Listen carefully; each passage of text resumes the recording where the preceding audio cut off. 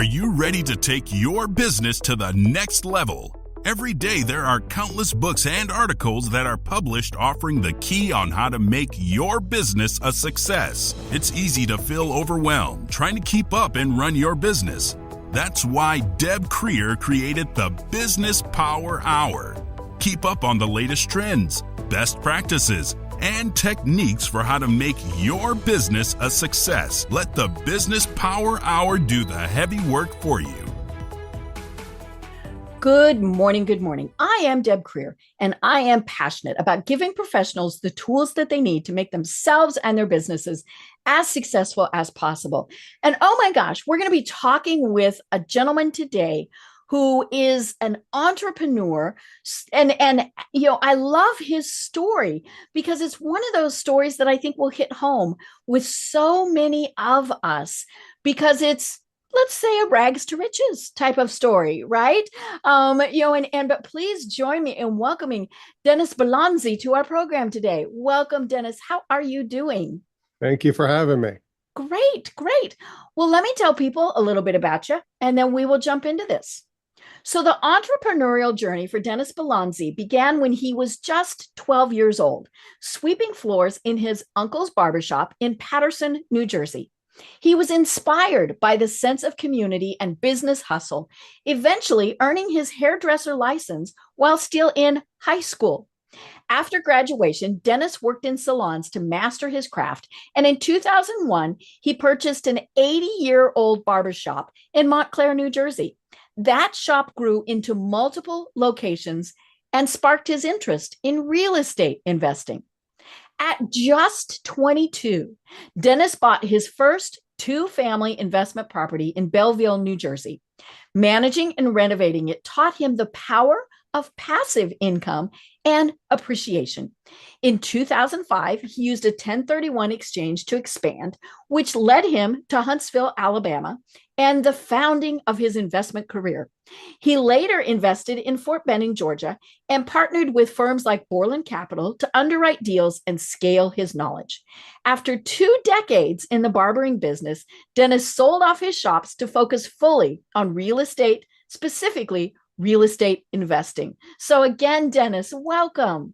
Thank you. That was an amazing summary right there. I love hearing about my guests and hearing their stories because it really is, to me, extremely interesting to find out how we all got to where we are today.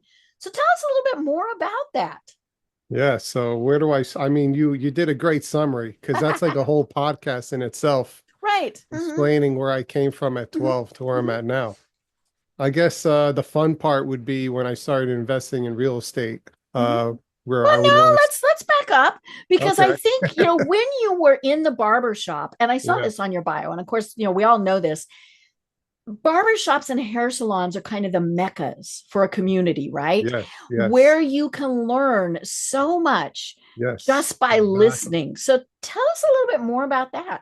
You hit a big point right there. So I guess working in a barbershop, I meet so many different people from all walks of life, and I learned so much from them. And I could honestly say that whatever I have today in my life now usually or it was inspired from my customers. So I'm totally grateful for that, and I appreciate the barbershop for doing that and bringing people together, Right. So that's a big point. And it really did spark your entrepreneurial career. It amazed me that even before you graduated from high school, you got your hairdresser's license. And so you saw that obviously as a great way to earn income.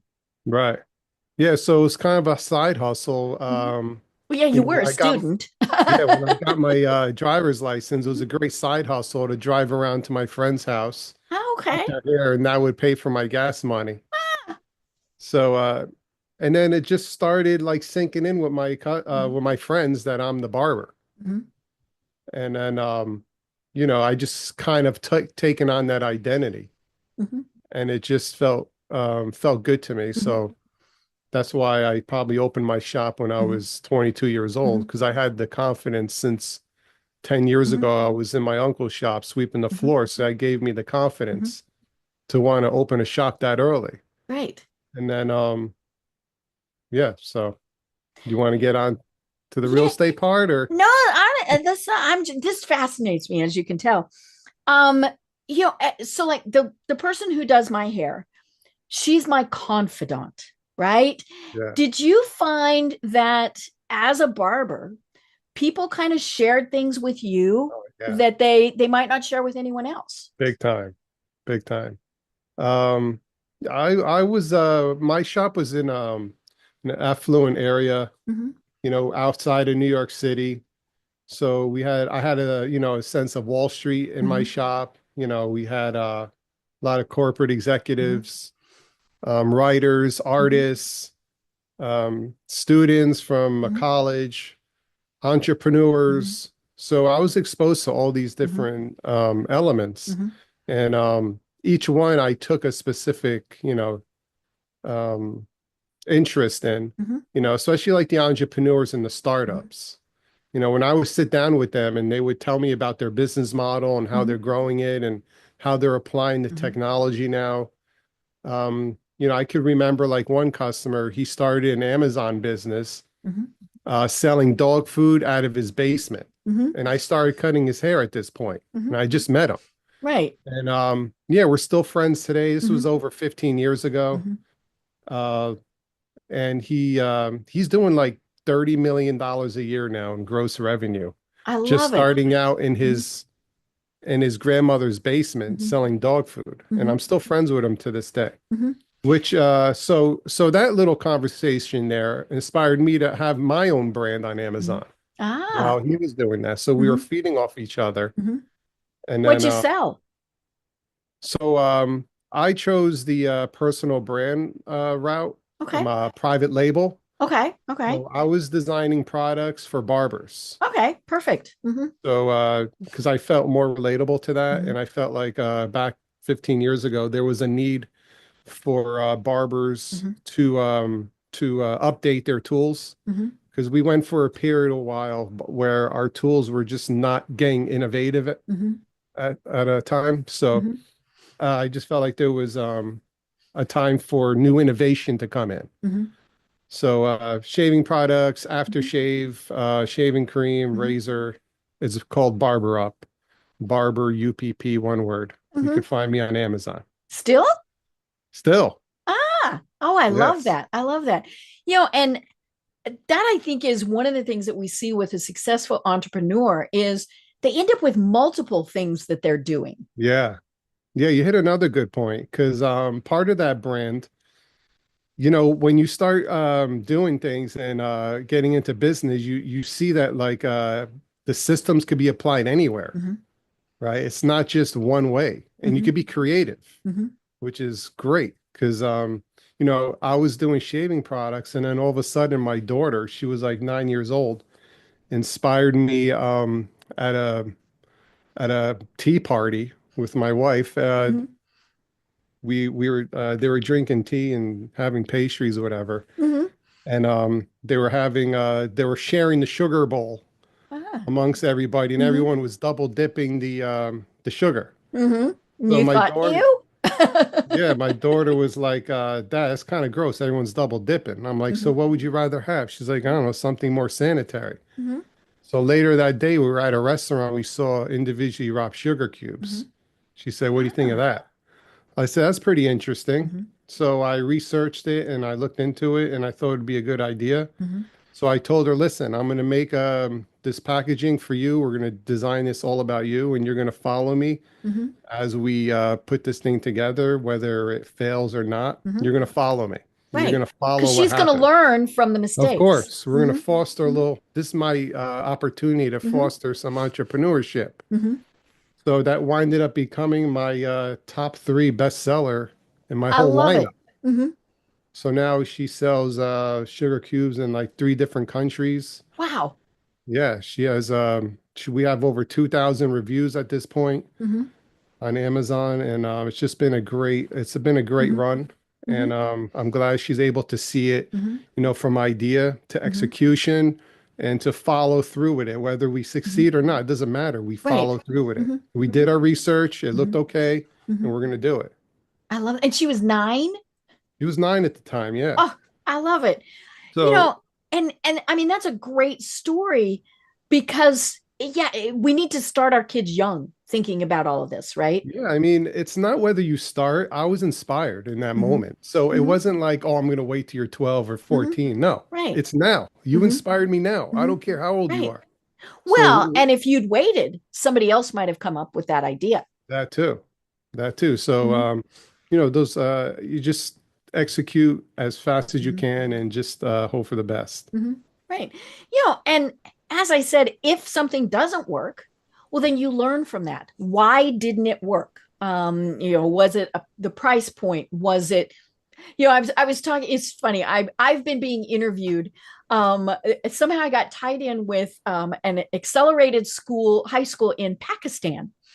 And bless these kids, they've been interviewing me on their podcasts, and they range in age from 11 to 16. It's the most fun in the world. Mm. And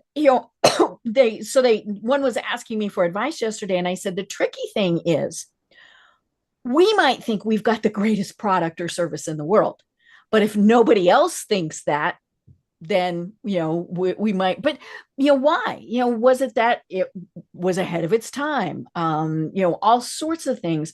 So yeah, and you have to go for it, right? The world That's won't it. end if it doesn't work. That's right. You just got to execute. Mm-hmm. Right. So, So mhm. yeah. Yeah, so then you decided that you were going to get in. Well, actually, let me go back. So do you only have the one daughter that you helped, or do you have other kids that you kind of I brought have into 2 more this? boys that we're working on. Okay. Okay. We're So get working on, them we're get them in. grooming them. And that's the thing. We have so many things that we need to be teaching our kids. And I'm not a parent, so that's always fun that I'm lecturing about this. But how many kids don't even know what a checkbook is or how to balance, things like that. How to, if you have X number of, dollars that your mom put into your debit card, Yeah, what happens when you spend it all? exactly right. All of those things. And of course, that sets the foundation then for being a successful adult and an That's right. successful business person. That's right. So I make my daughter manage her Apple Cash on her phone. Now, that's how she manages her money. Mm-hmm. You know, Mm-hmm. money in, money out. Yep. Oh, yeah. Yeah. Try to save some while you're Mm-hmm. getting money in Mm-hmm. Right. on a rainy day. Mm-hmm. So is this going to be her college fund or? Her Amazon business. Mm-hmm. Yeah, I would like her to take it over from me, and Mm-hmm. hopefully she has a bigger vision with me. And I set the groundwork for her. Mm-hmm. And we align with $1 billion company, Mm-hmm. which is Amazon. So Mm-hmm. how cool is Right. that? Right. Being 9 years old and aligning Mm-hmm. yourself with $1 billion Mm-hmm. company is pretty impressive. Right. No other generation has ever seen anything Mm-hmm. like it. Mm-hmm. Right. So taking Mm-hmm. advantage of these Mm-hmm. situations, I think, are important. Mm-hmm. And it's funny because, Amazon often gets knocked, right? But Hmm. I think so many people don't realize that the basis of Amazon are very small businesses, and independent sellers. That's really what the entire foundation of Amazon is. They just kind of manage everything. Yeah. And so yeah, it's great to hear that your daughter is being so successful with it, and you also. Yeah. So, yeah, no barber or no child at 9 prior to us has ever been able to align Oh with wow. putting our Mm-hmm. products that we innovated, Mm-hmm. that we thought was good for the Mm-hmm. marketplace, in front of millions of Mm-hmm. people. Mm-hmm. Right. So, taking advantage of technology like Mm-hmm. that, especially Mm-hmm. as a small business owner, if you're in a service-based Mm-hmm. business, it's a great opportunity Mm-hmm. because you're boots on the ground. You Mm-hmm. know what your industry needs, and Mm-hmm. so come up with a product, Mm-hmm. and you have the opportunity. Amazon will give you a chance, Mm-hmm. Right. to put it in front Mm-hmm. of millions of Mm-hmm. people. Right. So, And unfortunately, how many people think I have a great idea, but, and then they don't ever do it. hmm And then that's where we see somebody else doing it and making millions. yeah, Right. Somebody told me if you're jealous of somebody else Hmm. because they're doing a specific result that you're Hmm. not getting, Hmm. that means that you rejected that result Hmm. in your head and somebody Right. else took it. Hmm. Hmm. Right. I'll never Oh, forget that. yeah, that is very wise. Very cool. So then you decided, okay, now we're going to get into the real estate part. So at just 22, you got into investment property. So tell us, Hmm. first of all, why did you decide to even do that? Because you're Um, 22. yeah, so I guess because this was before Amazon, of course, because Mhm. Amazon came in 2015. Okay. So this was before Amazon. This Mhm. was before the technology boom. Okay. This was right after the tech Mhm. crash. I took over the Mhm. business. I'm in it about a year right now. My Mhm. legs are hurting me at this Mhm. point because it's Yeah, a you long day stand all day. Mhm. on my feet all day. Mhm. It's very demanding. It Mhm. was walk-ins only, so we could have a line out the door at any Mhm. time. So it put me in a position to think about my future Mhm. and how I want to do this. Do I want to be a barber my whole life? Because Mhm. that's what barbers do. You could work Right. until you're 80. That's what your uncle had done, Yeah, obviously. Mhm. exactly. I didn't sign up for that. I wanted Mhm. something different. Mhm. So I thought real estate would be a good opportunity Mhm. because I could kind of like buy it, set it and forget it and go Mhm. back to cutting hair again. Mhm. I didn't have to manage the thing every day, Right. which was cool. Mhm. And then I can gain equity. Mhm. And then there's so many tax advantages. Mhm. But I Right. wasn't really thinking the tax advantages. I was thinking more of like cash flow, Mhm.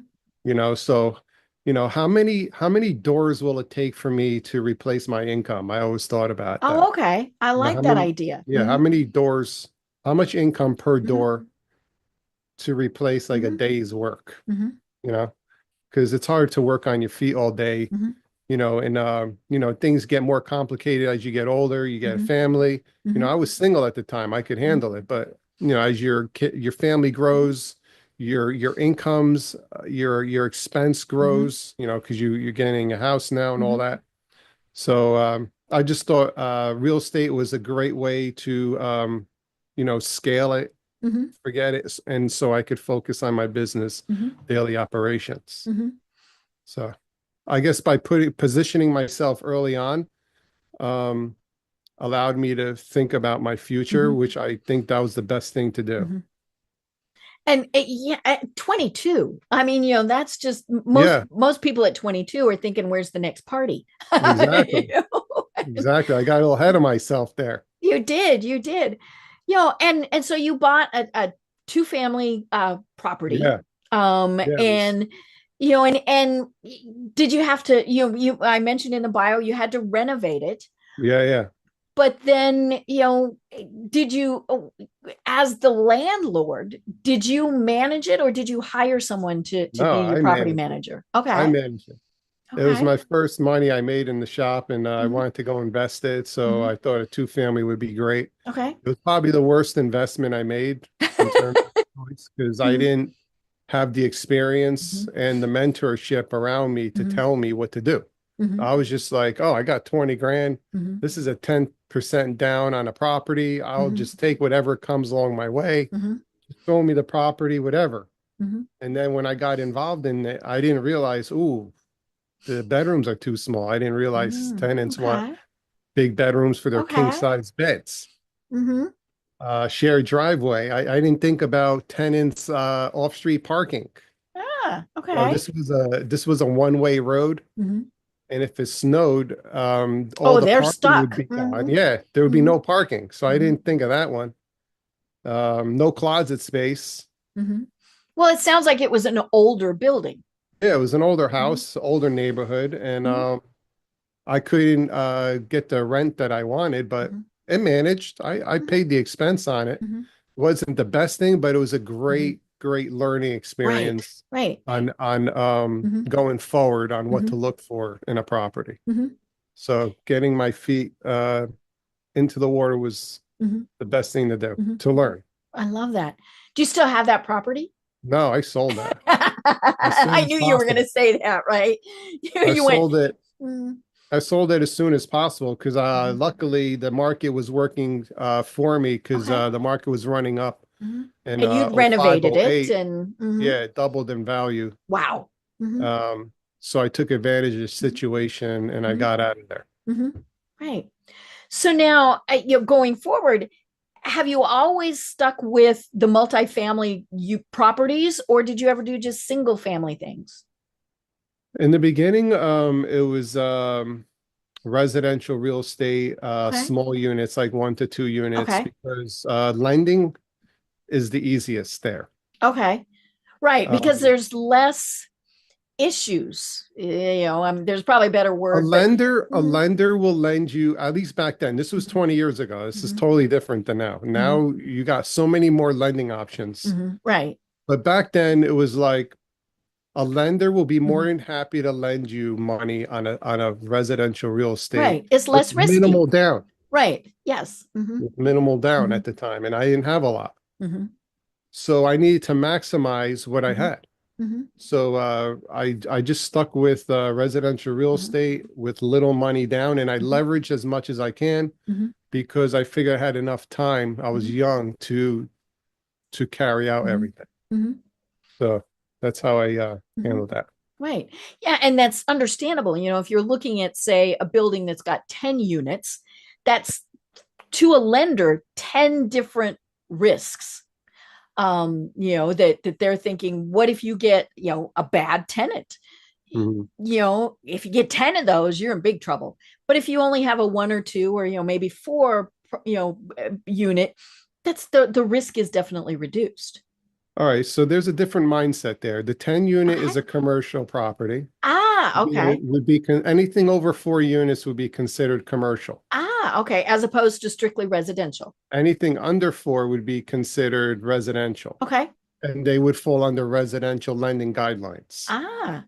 And Fannie Mae and Freddie Mac are usually hmm backing those loans. These are hmm government subsidized hmm loans. hmm When you get into commercial, it's a different realm. hmm But if you have a 10 unit and you have a single family, if you hmm lose a tenant on a single family, you're out of rent. hmm If you Right. You lose, went down to zero.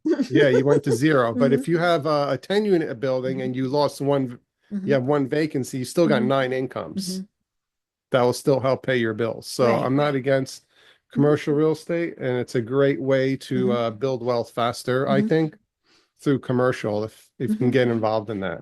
Right. But it requires a little more money and hmm a little more knowledge. hmm Right. So did you switch at some point during your career to more commercial type of properties? Well, at that time, things were hot and heavy with the lending. This was hmm before the crash, Yeah, this is before so 2008. 2008. So I learned how to tax defer my capital gain there Okay. through a 1031 exchange. I hmm learned how to do that. That was for the first time ever. hmm And then I leverage as much as I can with going to Alabama. hmm I wanted to find an area that had the highest job growth in the Right. And country. yeah. And for folks that don't know, Huntsville is also NASA, which is very Yeah. strange. But yeah, Huntsville is a very attractive area. Yeah. So I went from $200,000, you figure per unit in New Jersey where I lived hmm was averaging around $200,000. Okay. In northern Alabama, you're averaging around Yeah, $50,000 you go per buy a whole lot more. house. You could buy a house at hmm that time Right. hmm for hmm $50,000. Three hmm bed, two bath with a hmm backyard, with a garage, hmm and it hits everything a tenant hmm would want. hmm So I did that. And at 50,000, 10% down was 5 grand. hmm Right. So I did that a lot of times. hmm So and the lenders were willing to give the money and I hmm took advantage of the situation. hmm So I built a portfolio with single family homes that hmm way. And then hmm the market crashed. hmm I don't know if you want to get into that because that's a whole Yeah, nother. yeah, because I think that's very important because it it was a very serious time for many people, and especially financially. Not only were investments affected, people could maybe they couldn't pay their rent, all sorts of things like that. So, talk to us about what happened in 2008 and a couple years after that. All right. I wanted to make one point though. Hmm. The a big factor that I was looking at was if you have 100 grand, Hmm. I read this in a book and it stuck in me this whole time. If you have $100,000 and you go buy $100,000 property, you Hmm. own it free and clear, that's great. You're Hmm. worth 100,000. Hmm. But the cool thing about real estate is you could take that same Hmm. 100,000 and buy 10 properties Right. with 10,000 down, 10,000. Yep. Hmm. 10,000 down. Hmm. So now you're worth now $1 million. Hmm.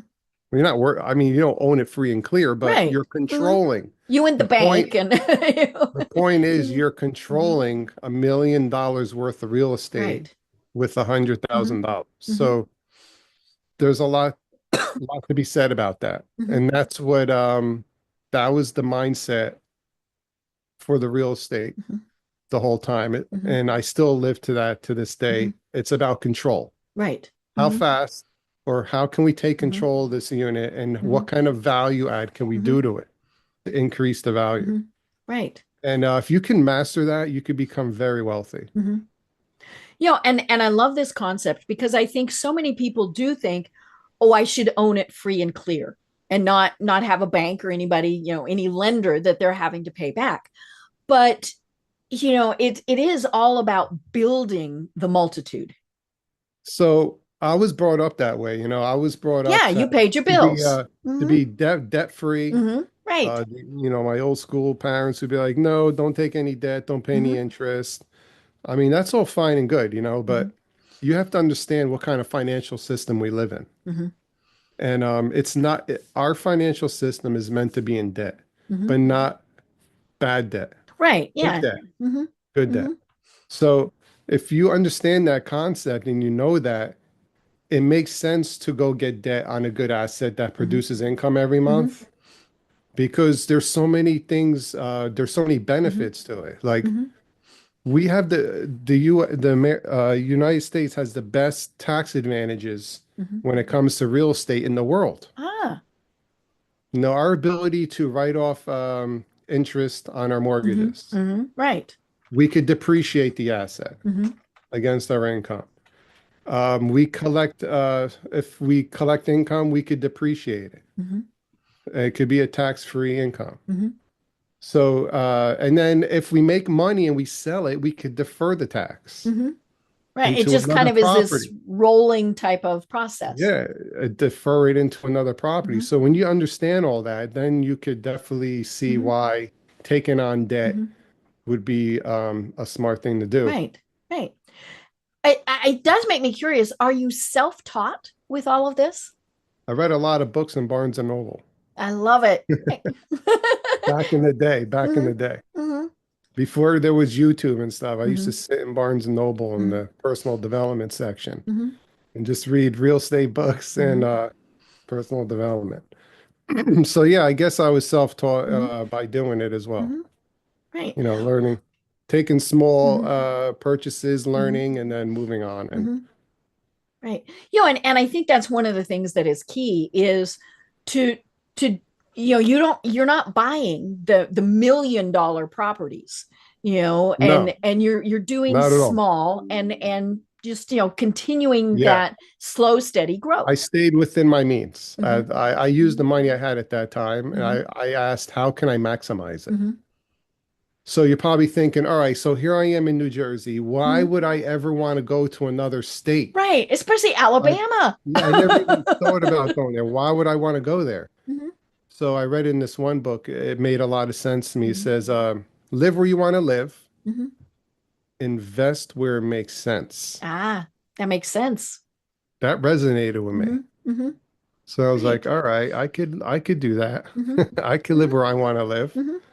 And renting something Hmm. doesn't need my attention daily. Hmm. Maybe I could just hire a property Hmm. manager and they Right. can manage it for me. Hmm. Hmm. Yes, I'm gonna, pay extra money, Hmm. but at least I'll have be Hmm. sleep good at night to know Hmm. that somebody's overlooking the property, at Hmm. least in the beginning. Right. So that's what Well, I and you were making more, so it was okay to offset that with having the property manager. right. And so Yeah. I mean, management is a key thing as well. Hmm. In the beginning, I had all my properties managed by someone, and then I found out through time that it was better that I do it. Yeah. Okay. So I manage my own properties, and Hmm. I'm much happier that way. Hmm. So, Yeah, that's one of those things where it, you can have bad tenants and survive them. You have a bad property manager and you're going to have big issues. oh yeah, that's a good point. And I don't even invest. That's a very good point. So, you obviously survived 2008 and the big financial situation. Did you have to change your strategy then, or did you double down, or just kind of ride it out? Okay, so 2008 hit, and went back to the barber shop and just kept on cutting hair. I put Mhm. my head down. Right. You did have, Lending, it was kind of a side gig, and you could, yeah, mhm, lending dried up. There was no mhm, lending right. whatsoever. Hmm. Home prices were like dropping by the Hmm. day. Hmm. But my the rental income wasn't. I Right. wasn't speculating. I wasn't Hmm. speculating. I was Hmm. buying on cash flow. Hmm. I was underwriting these deals so that, the monthly income covers my Hmm. expense and hopefully Right. there's a little bit left Hmm. put on the side for any other Hmm. expense. So that kept on that was Hmm. fine. So I got locked up for a couple years after the crash. Hmm. I couldn't really do much. I couldn't Hmm. tap into, there was no equity to tap into, Right. Right. and there was no extra lending. Like there Hmm. was no options like we have now. We Hmm. didn't have hard money lenders Hmm. like we do now, Hmm. or private money lenders. That was I Yeah. even non-existent Hmm. back in 2010, Hmm. 12. Hmm. So I think it's better now, like starting into the business because you have Hmm. so many options. Hmm. You got YouTube to learn. Hmm. You got podcasts like Hmm. this who you could listen to that's Hmm. done it already, and you could pick up so Hmm. many little nuances that you'd never know before. Right. So totally, I think now is like the greatest Hmm. time to be in it, Right. Right. you know? So let's talk about now. Financially, the world is topsy-turvy, whatever. Is real estate investing better now than it ever has been because of all the uncertainty? I think so. Real estate ain't going nowhere. Hmm. You know, True. they're not making more Hmm. land unless we get on the moon or they figure out Yeah, some we're other going to planet. Mars. We know we're going to Mars. Yeah. Until we can live on Mars, I think Earth is the place. And everybody needs a roof Mhm, over the head, regardless mhm, of the situation. So I think now is an awesome mhm, time. A deal is a deal, mhm, regardless of the environment, mhm, regardless of the economic mhm. situation. A deal is a deal. Right. I'm a realtor in Florida. Mhm, Okay.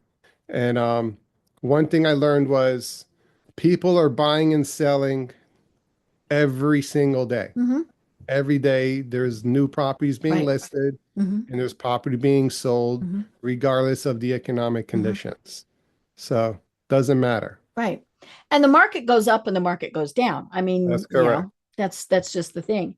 And Um, here's my motto. Here's a fun little motto I got. Marry the property, date the rate. I like that. So you can change the rate. You could always refinance, but you got Mhm. to marry the property and be in love Right. with it. Mhm. Right. So that's probably a good motto to Mhm. live at right Mhm. now because Mhm. rates are high. Mhm. So Right. if you find a property that you're in love with, Mhm. okay, fall in love with it, but Mhm. date the rate because the rates are going to come up and Right. down. Yeah. Refinance when you can. Exactly. So if Mhm. you can get through now Mhm. with higher rates, you're going to Mhm. be successful when rates Mhm. drop. Right. And they Or will drop. I mean, they might go up a little bit more. or let's say they don't drop. Who Mhm. cares? Let's say they stay at 8%. Mhm. Rents are going to go up. I know Right. that for a Hmm. fact. Hmm. Rents are going up. Hmm. Home prices are rising. Hmm. Right. Cost of living is rising. Hmm. What other asset class could Hmm. keep up with it? Hmm. I mean, um, for somebody just getting out of college and starting out, Hmm. they they have so many opportunities. It's Hmm. unbelievable. Right. I think the biggest challenge they're going to have is keeping up with cost of living Hmm. and how Right. and what is their strategy going to Hmm. be and sticking to that Hmm. strategy. Hmm. That's probably the biggest thing that they have to Right. think about. Yeah. It was just earlier today. I was listening on I listened to a news radio program here in Atlanta. That's, it's pretty good. It tends to present things fairly unbiased. And it was talking about a study somebody did, and they never say how many they talked to. I always love those. Well, the study found, did they talk to 500 people or five? But, and so they were looking at Gen X and younger. And they said they were very worried about the financial situation, and not really wanting to buy. They were thinking renting was going to be kind of their best option for a while. Yeah, that's going to be huge. Mm-hmm. I mean, think about it. The home I just sold in New Jersey, we sold it. I bought it for 6. We sold it for 8. This was like, I bought it for 600,000 in 2016. I sold it for 8 a couple years later. I moved to Florida. I just checked Zillow the other day. It's going for like 1.2 now. I know. And you're thinking, oh, I should have waited, right? No, I don't care about that. What I care about is like cost of living. Right. Like, okay, 1.2. Okay, fine. What about taxes? Right. Taxes yeah. Everything else went up with it. That's why it went up. I was paying 23,000 for a $600,000 purchase. The person coming in now to buy it at 1.2 is going to be over $30,000 a year. Right. Okay. And we haven't even considered you going to Costco yet. We haven't considered putting gas in your car. Yeah, utility bills on a 4,000 square foot home. You're looking at 1,500 a month. Peak season is going to go higher maybe. Right. So cost of living is rising. So I think real estate is a great way to get in now and hopefully can keep up with inflation, which usually it does. And as inflation kicks in, let's go back to debt now. So let's say you just bought $100,000 property today. So that $100,000 today bought you $100,000 property, right? And so if we're looking at inflation now eating away at our purchasing power, in 5 years from now, that same 100,000 can only buy you now 70,000. So you're actually making up. You're doing actually pretty good. Because you're leveraging, you're borrowing other people's money, and you're hedging against inflation. So I think it's a great way to for the future in inflation is to have real estate with debt on it. Right. Well, and you've hopefully got somebody who's paying rent on those properties, right? And and so rents can increase with inflation. Yeah, so you're making money with that. Yeah, so that keeps up. And then eventually you're not going to want to work anymore, right? Let's say you're an athlete. Let's say you're a tennis player. Okay. You can't play tennis forever. Right. Pretty soon your body says nope. Exactly. Now, let's say you make money. Let's say you make a living as a tennis player. Okay. And you have to play a peak performance to make money. For how many years can you do that? That stops in your early 30s if you even made it that far. Okay. So let's say you want to put the racket down, right? What do you got now? So hopefully if you had real estate behind you working while you're doing your tennis, maybe you got some equity now, and maybe inflation bumped up the rents. Maybe we could have like a secondary income. Right. Yeah, that takes over as your primary. Exactly. So something to think about. Yeah. And I love that you talk about athletes, because of course we just, as we're recording this, we just had the draft, right? And all of these things. And I work with, it's a lot of college athletes, and one of the things that they have finally started doing at many of the big universities is giving these kids financial advice and support. Nice. I mean, the vast majority of them leave college and they're done with whatever that sport was. They're not going off and signing the bazillion-dollar contracts. But and so they're just, they become, the average person just working their way and doing things like that. But, the key is for those who are making that big money, what are you going to do with it? And yeah, it's really tempting to buy the really fancy, shiny cars and, all of those things. And maybe you do. But yeah, it's so, I'm a University of Colorado person, right? So we just had a big to do over the draft, Yeah. and so we have the one who, as people were saying, might be a little entitled, flashes his Rolex, all of those various things. And then, of course, we had Travis Hunter, who, that kid's one of the smartest kids all around. He bought his mom a house. Nice. And in Savannah, which I now, they are originally from Georgia, but yeah, he was like, this is what's important to me, is to help my family. And so somewhere somebody taught that kid well, and all of them, but yeah, it's about doing something now. And, maybe you're, the person who's working at McDonald's, right? Doing something now to be saving for the future. Yeah. I have something to say about high net worth earners. Mm-hmm. I mean, if you're high income earners. Mm-hmm. Mm-hmm. So if you're a high income earner mm-hmm. and you're spending the money that you're earning mm-hmm. versus buying an asset, right, and then living off the income of that asset, mm-hmm. you preserve your capital. Mm-hmm. right. And then if you're preserving your capital, then you can go buy what you want because mm-hmm. you're living off an asset. Right. You've and got your capital's extra money preserved. for your fun. Exactly. Mm-hmm. So if you're not doing that, then mm-hmm. you're pretty much going to be mm-hmm. going poor. Mm-hmm. Right. Because you're eating away at your capital. Mm-hmm. Right. Because whatever it is, you're not going to be able to do it forever. Right. Unless you're Jeff Bezos, or somebody like that. For the most part, at some point, either your body, like if you're an athlete, your body says no. That's right. Or you just retire. My husband retired last year, all of these things. And so then what? I mean, that's the thing, is then what? And Right. unfortunately, what we see is an awful lot of people who struggle. Yeah, absolutely. So it's all about preserving your capital and having your capital work for you. Right. So, and another thing you could also look at, I've been looking at recently, was compound interest. Compound interest is massive. What did Einstein said? It's the eighth wonder of the world or something. Right. So if you look at a graph, the first 10 years of compound interest, you see absolutely nothing. But when you start going into 10, 20, 30 years, it starts. That's when it hits. Yeah. So if you're able to, preserve your capital and then reinvest and let that compound itself, I mean, you're looking at really nice wealth. So it's a mindset, it's something you have to think about and study and be passionate about. Right. Right.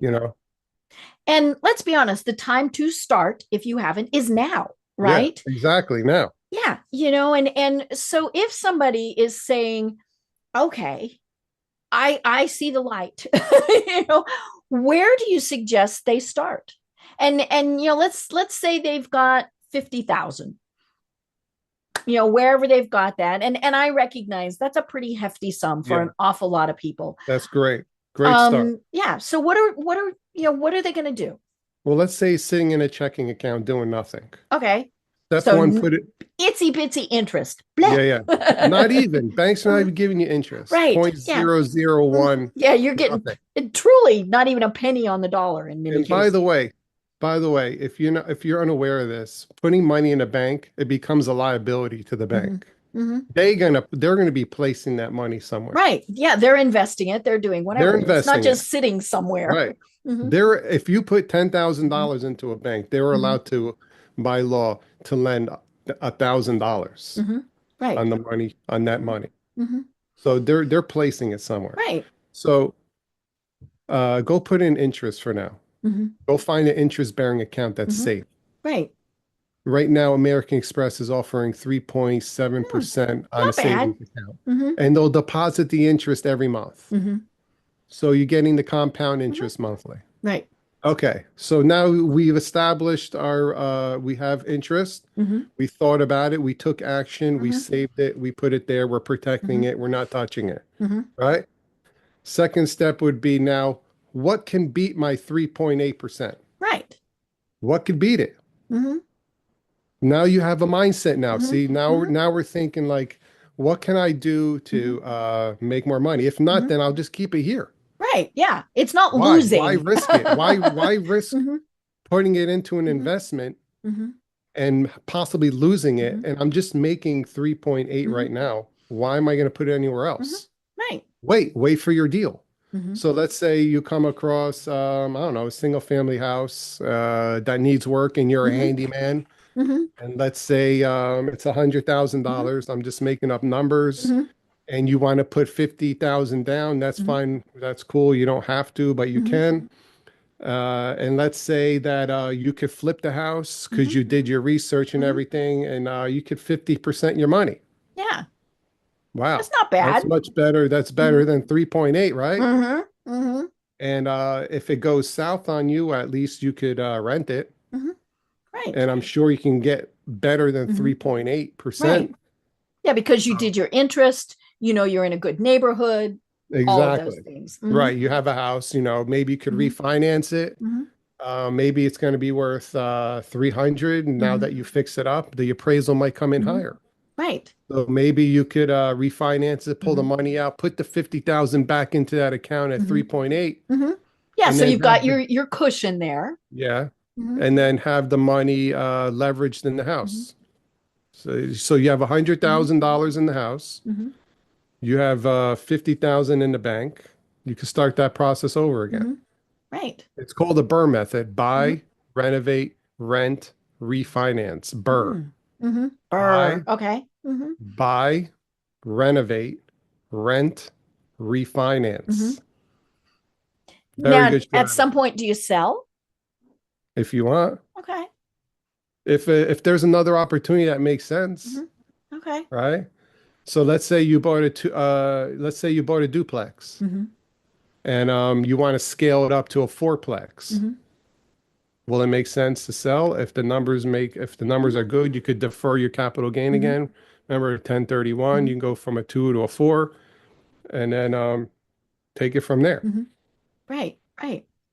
Yeah, as we were talking, I was thinking my grandpa was the original flip and no fix and flip.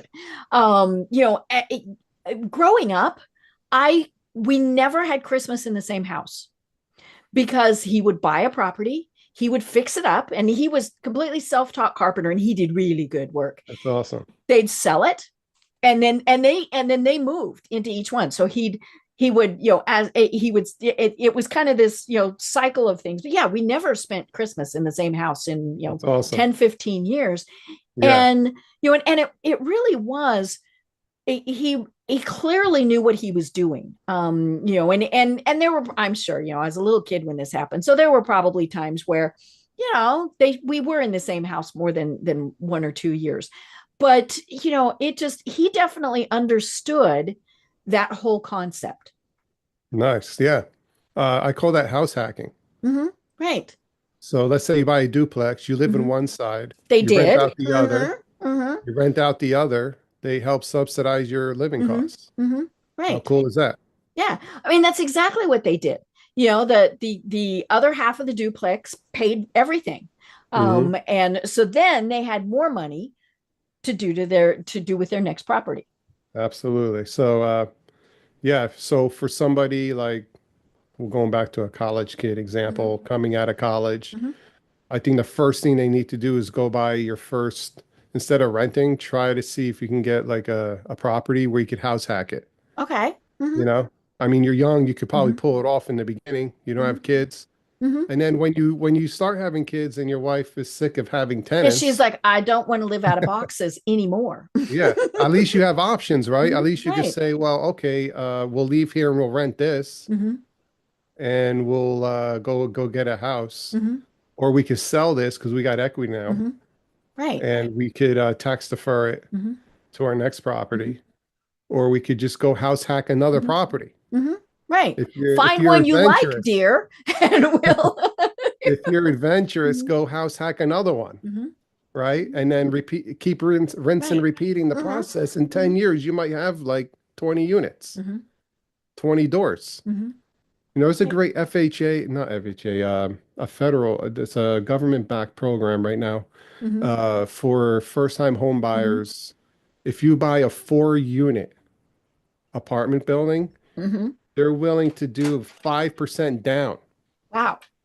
That's amazing. Mhm, So if you're a first-time home buyer, mhm, you can go out now. You got to qualify. I think your credit mhm. score has to be a certain amount. It has to Right. be Mhm, primary residence, mhm, I think, for like 2 mhm. years. Right. So you live in one of the four. You live in one of the four for Mhm, 2 years. mhm, You got 3 units paying your mhm, bills, mhm, and you put like 5 to 10% down. mhm. That's amazing. Right. I would be doing that all day long. Mhm, If I didn't have kids and I was in college or something, mhm. Right. I'd Yeah. I'd The go wife find a says no. Mhm, if I was in college, I'd go find a 4 unit mhm, around my college and try mhm, to do that somehow. mhm, I don't know, like come up with the money. I would mhm. like flip burgers. I would cut Right. grass, Mhm, raise the money, get the mhm, 5% somehow. mhm, What if your parents, what about all the money they were going to spend on mhm, housing? mhm. Why don't you go to them and say, listen, Right. all that money you're going to spend on housing, give it Mhm, to me in one lump sum right now. mhm, mhm, I'm gonna go find a mhm, fourplex, and it's my first mhm, time purchase. mhm, I'm gonna live by the campus. mhm, I got 3 other units, mhm, right? mhm. I'm just trying to, Right. get the Right. Mhm. creative juices going Yeah. there. Yeah. Maybe you partner with them. You might need to in order to pay it, in order to Exactly. get the initial I mean, if loan. my kid Mhm, came to me and said, I'd be like, mhm. hell yeah, Yeah. Oh, yeah. put my name on that Mhm, D too. I want to mhm. be part of that. Right. Yeah, because you know that that it's unless it becomes the true ultimate party house and they burn the place down, right? Yeah. It's and but yeah, especially around a college campus or military base, things like that.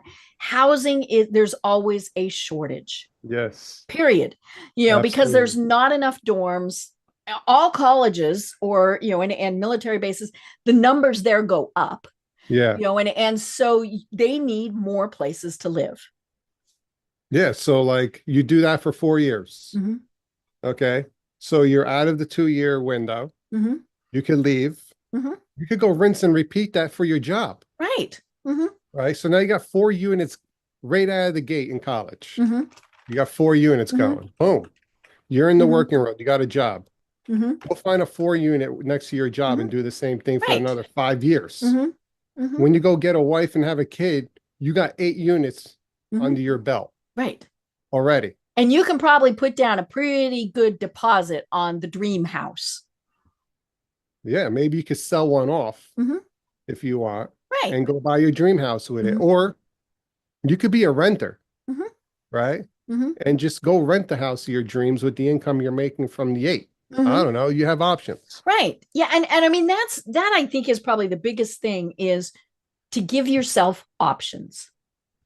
And as housing keeps on getting more expensive, Mm-hmm. I think it's going to make sense for people to rent Mm-hmm. homes, Right. Mm-hmm. right? Well, and then they can be more mobile, which is, of course, one of the things that so many people are thinking about. And yeah, so they live somewhere for a year and then they move. Yeah, And they're not having to worry about selling that exactly. house. Mm-hmm. And you're living off the capital, like we Mm-hmm. talked about Mm-hmm. before. You're living off the income of Mm-hmm. the capital, not the Mm-hmm. capital itself. Right. Mm-hmm. So if you can get to that point and Mm-hmm. live in your dream home, living off Mm-hmm. the income from your Mm-hmm. capital, you're in a really good position. Right, right.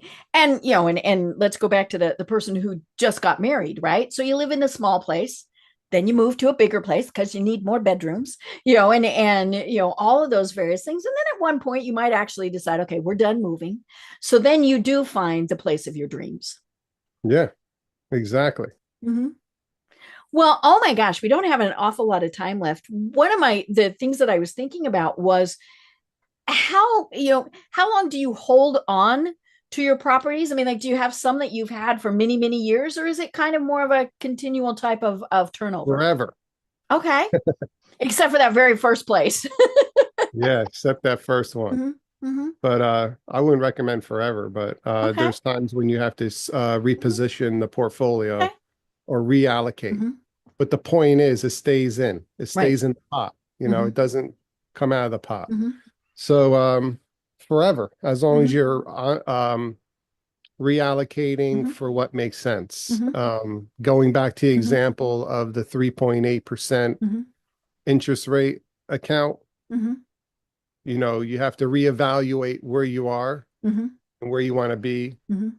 and then reposition the Mhm. properties that way, whether you have to sell it Mhm. and then scale up Mhm. or scale down if you want to Right. minimize your loans. Mhm.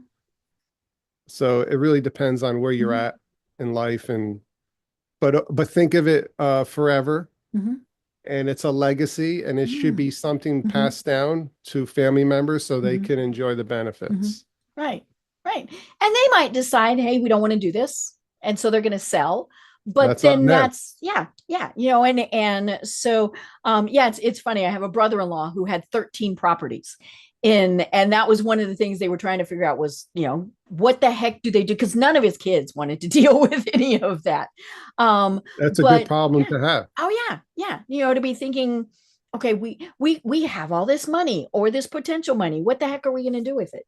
Good problem to Mhm. have. Right, right. So Dennis, I love this, and but for people who are saying, okay, we're ready, but we need help. How do they find you, and how do you partner with folks? So you can find me on www.dennissellfl.com.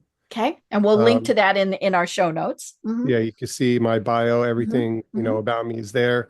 If you're looking for a mentor, I provide mhm, mentorship on buying properties, mhm, especially in the single family up mhm, to like 4 units mhm, or six, whatever. mhm, I could provide mentorship there to help you save time like I did on that first mhm, property. I mhm, could steer you in the right direction. mhm, You can find me there. I also have a YouTube channel called Barber Up, mhm, where I cut hair and I talk to the guests and I kind of like bring out what they do. So maybe we can learn mhm. from something. And the Cool. topics range from everything: Mhm, health, fitness, real estate. I just interviewed a guy. mhm, We talked about his Italian heritage. mhm, Heritage. So mhm, we talked about how he came to the U.S. as an immigrant from Italy, and mhm, the whole process. He's an mhm, entrepreneur. So great conversations mhm. there. Barber Up, Barber UPP. It's one word. Okay. You can find me on YouTube. Cool, cool. I just wrote that down so I can make sure to put it in the show notes. Yes, Barber Up. Mhm, And that's the name of the brand on Amazon. mhm, So if you want to look that up, you can mhm. see all my products there. Very cool. I love it. Well, this really has been absolutely fascinating. And I hope that people do reach out and say, okay, we want to do this Cool. because it's about leaving a legacy, like you said, and or maybe you're going to live that legacy, but yeah, so many great ideas here. But, do you have any final thoughts that you want to leave everyone with? I guess I'm going to stay on the same topic. Just make sure you have a vision and stick to consistency. It's very easy to get distracted this day and age with so much technology around us. Just to have a strategy, stay with the system, be consistent, and success will come. I love it. Well, I have been having so much fun talking with Dennis Balonze. I am Deb Creer, and until next time, everyone have a great day. Tune in for our next program for even more trends, best practices, and techniques for how to make your business a success. The Business Power Hour, hosted by Deb Creer, is proud to be part of the C-Suite Network.